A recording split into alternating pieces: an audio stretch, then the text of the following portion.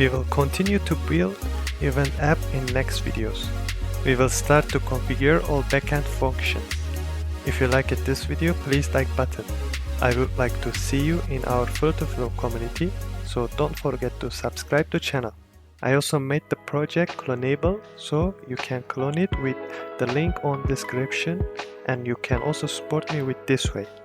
You will access to all pages what we built until now.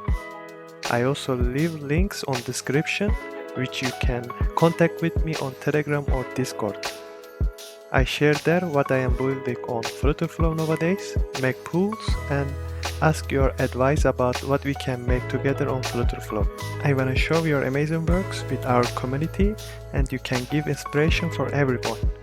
Your video must be less than 2 minutes and you must upload it to Discord channel of our community. The deadline is 15 August for now, but we can extend it if you want. Comment below about what you think. Thank you for watching and have a nice day.